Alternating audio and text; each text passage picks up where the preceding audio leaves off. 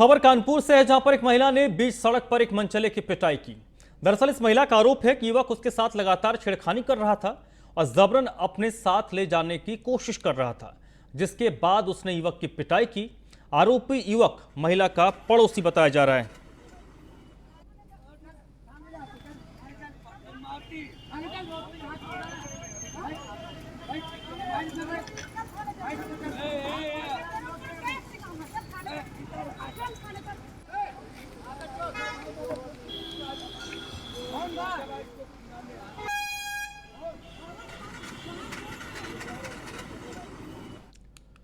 पहाड़ों में लगातार हो रही बारिश का असर मैदानों में नजर आ रहा है। यूपी के कई जिले इस वक्त बाढ़ की चपेट में हैं। सिद्धार्थनगर जिले में भी नदियों का जलस्तर बढ़ा हुआ है, जिससे दर्जनों गांव पर बाढ़ का खतरा मंडरा रहा है। बाढ़, बारिश और बर्बादी, हर तरफ पानी ही पानी। घर में पानी, बाहर पानी, सड़कें हुए तालाब, शहर शहर, गांव गांव, बारिश का कहर।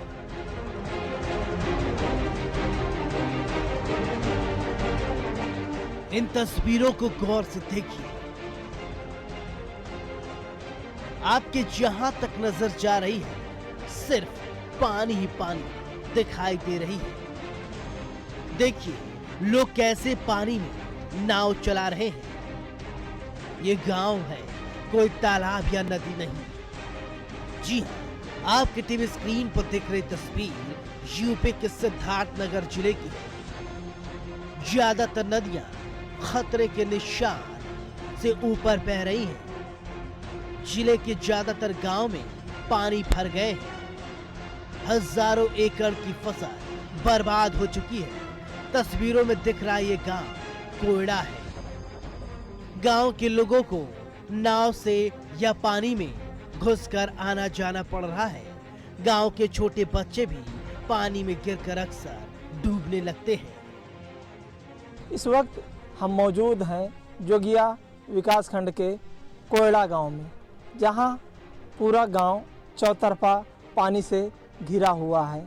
आप तस्वीरों के माध्यम से देख सकते हैं, ये गांव है, इसके चारों तरफ पानी भरा है, तो जिससे यहाँ के जो लोग हैं उनको काफ़ी समस्याएं हो रही है। उस गांव के कुछ लोग हैं, हम उनसे बात करेंगे और जानेंगे कि इस जो जल जमाव से उनको कितनी दिक्कत है। क्या नाम है? सर मेरा नाम फिरे यादव है, कोयड़ा निवासी के रहने वाला हूँ। जोगिया उदयपुर के पास कोयड़ा पड़ता है, पश्चिम दिशा में 2 किलोमीटर में। यहाँ पे एक हफ्ते से पानी भरा हुआ है। यहाँ पे प्रशासन कोई ध्यान नहीं दे रहा है। सर हमारा विनती है कि यहाँ पे कोई अधिकारी, कोई प्रशासन ध्यान दे। यहाँ पे जो भी फसलें बह चुकी है उनकी कुछ मुआवजात कुछ मिले सर। चारों तरफ से गांव के पानी घेरा हुआ है, निकलने की बहुत समस्या हो रही है। एक ही नाव है, उसमें बहुत दिक्कतें हो रही है, लोगों को निकलना, बहुत पानी जमा हुआ सर। बहुत दिक्कत पड़ रहा है। नॉन पानी सब्जी बहुत लाना बहुत मुश्किल है। मजदूरी भी करना नहीं जा पा रहे हैं, लोग तंग हो रहे हैं। चारों तरफ से पानी भरा हुआ है सर। आज नाव है तो आने जाने में कोई दिक्कत नहीं हो। दिक्कत तो बहुत ज़्यादा है, क्योंकि नाव से हम बस 10-5 आदमी जा सकते आ सकते हैं, उससे ज़्यादा तो आ जा सकते नहीं हैं। लेकिन सर प्रशासन, आज लगभग हफ्ता 10 दिन से पानी भरा हुआ है, कोई प्रशासन यहाँ पे आया ही नहीं। लेखपाल, तहसीलदार के माध्यम से सभी प्रभावित गांव में मदद के किट मुहैया कराई जा रही है। 3 से 4 गांव है जिनका रास्ता कुछ ब्लॉक हुआ है और उसमें नाव के द्वारा जो है आवागमन इस समय चल रहा है। तो हमारे लेखपाल और कानूनगो और तहसीलदार के द्वारा जो हमको सूचना प्राप्त हुई है, उसके द्वारा जो गांव जिनमें नाव के द्वारा आवागमन हो रहा है, इसमें हमने जो है राहत सामग्री बंटवाने के लिए टेंडर हो गया है और जल्द ही आज या कल में इनको राहत सामग्री वितरित कर दी जाएगी। चारों तरफ सिर्फ पानी ही पानी दिखाई दे रही है। गांव के लोग प्रशासन से उम्मीद लगाए बैठे हैं कि उनकी मदद होगी, जिससे उन्हें राहत मिल सके। न्यूज़ 1 इंडिया के लिए सिद्धार्थनगर से सद्दाम खान की रिपोर्ट।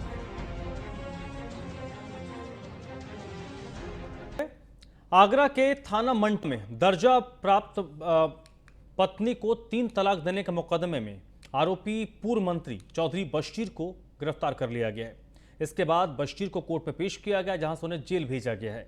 इससे पहले कोर्ट ने पूर्व मंत्री का अग्रिम जमानत प्रार्थना पत्र को खारिज कर दिया था। चर्चा है कि उन्होंने इसके बाद ही थाने में खुद जाकर आत्मसमर्पण किया है।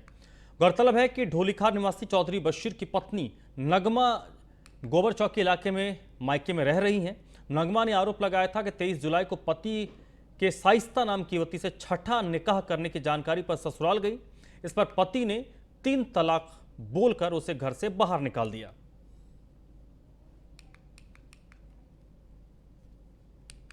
इक 31/7/2021 तारीख में श्रीमती नगमा वाइफ ऑफ बशीर अपना तहरीर थाना मंटोला में दिया है कि अपना पति अपने साथ गाली गलौज कर ट्रिपल तलाक किया गया है।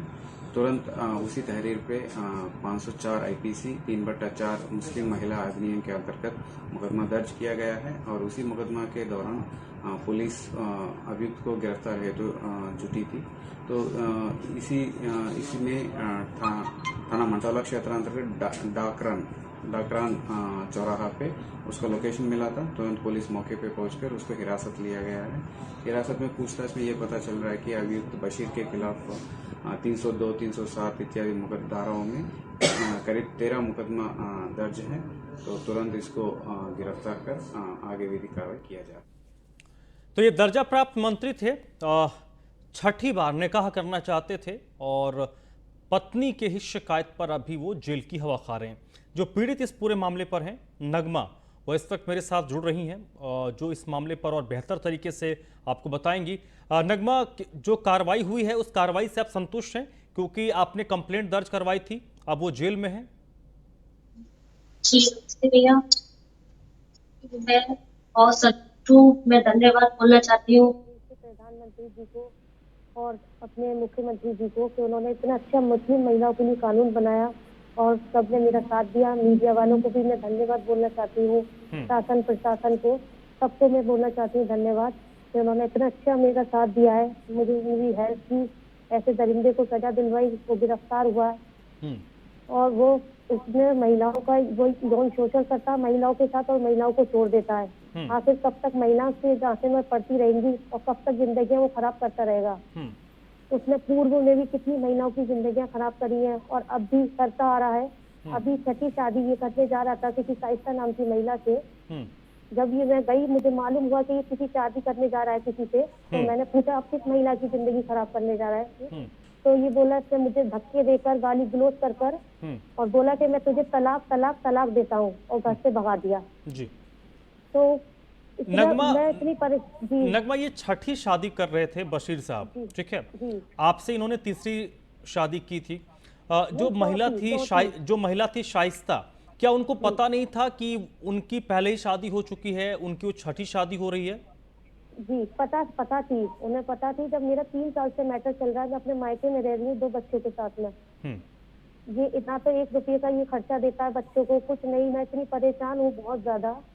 सब पता थी। साइस्ता नाम की महिला को, उसकी भी पहले शादीशुदा है, वो भी, उसका एक बेटा है उसके पहले आदमी से।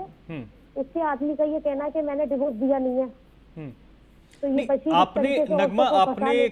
आपने मोदी सरकार, योगी सरकार की सराहना की कि उन्होंने 3 तलाक के खिलाफ एक लॉ लाया, जिसके कारण आप जैसे महिला अब इंसाफ के लिए जा सकती हैं और आपको इसमें इंसाफ मिला है।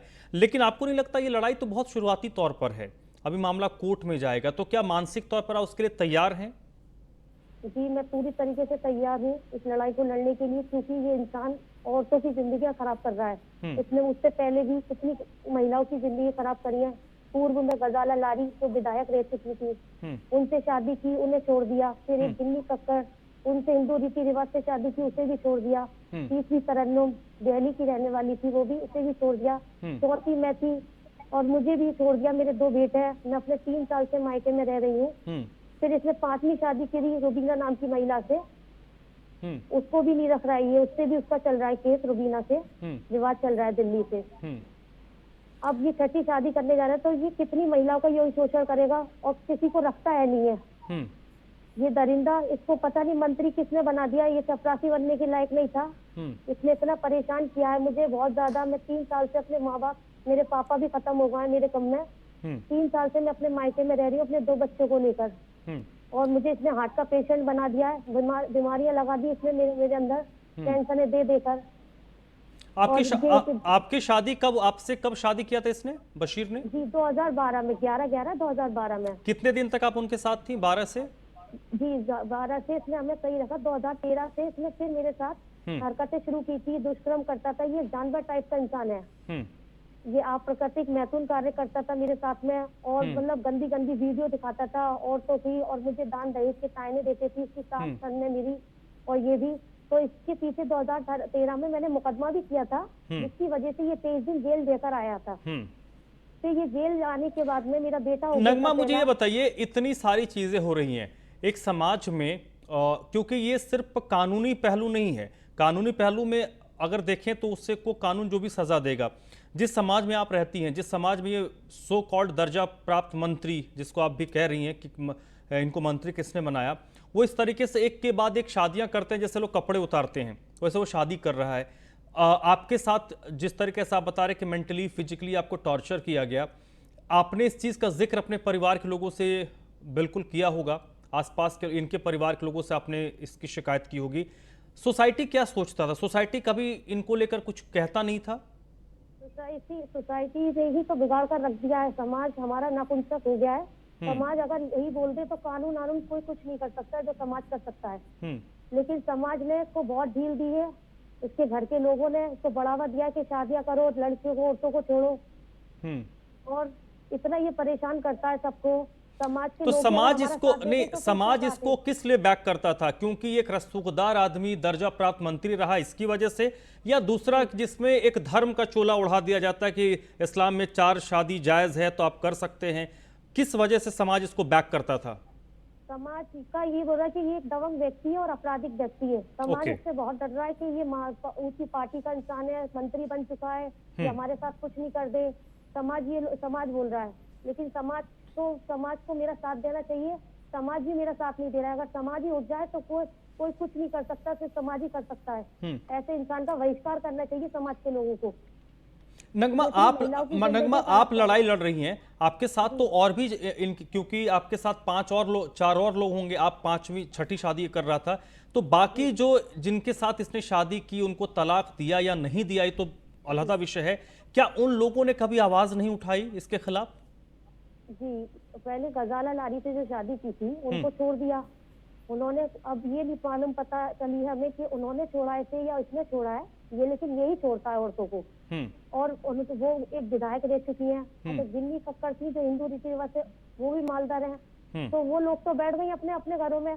मैं परेशान थी, मैं तो। नगमा, आखिरी सवाल आपसे, इस तरीके की जो शादियां होती हैं और 3 तलाक को लेकर तो एक चलिए कानून भी बन गया है, इस तरीके से जो स्थिति समाज में हो रही है जिसको धर्म का चोला उड़ाकर कुछ लोग मुकम्मल करने की कोशिश करते हैं, इसमें कहीं लड़कियों की भी गलती होती है, कभी लड़कियां ट्रैप हो जाती हैं, यानी फंस जाती हैं। उन लड़कियों को कुछ मैसेज आप देना चाहेंगे? मैं यही मैसेज देना चाहूंगी लड़कियों को कि ऐसे दरिंदे से बचें और पूरी तहकीकात करके शादी हो, क्योंकि ये दरिंदा कितनी महिलाओं की जिंदगी खराब कर चुका और आगे भी करेगा, और इसको सजा मिलनी चाहिए। अभी इसको इतनी जल्दी जेल मिलनी नहीं चाहिए। अभी इसने जमानत को प्रार्थना पत्र दिया न्यायालय में, तो इसकी खारिज हो गई जमानत। अभी और हाई कोर्ट भी जाएगा, तो मैं तो यही चाहती हूँ कि हाई कोर्ट में भी इसकी जमानत खारिज की जाए, इसको इतनी जल्दी जमानत ना मिले, इसको सजा मिले अभी। ठीक है, बहुत बहुत शुक्रिया नगमा आपका, आपने हमसे बातचीत की और आपके की जो भी आपके मन की बात थी, आपकी जो तकलीफ थी, जो दर्द था, आपने हमारे साथ शेयर किया। बहुत बहुत शुक्रिया आपका। तो फिलहाल इस बुलेटिन में बस इतना ही।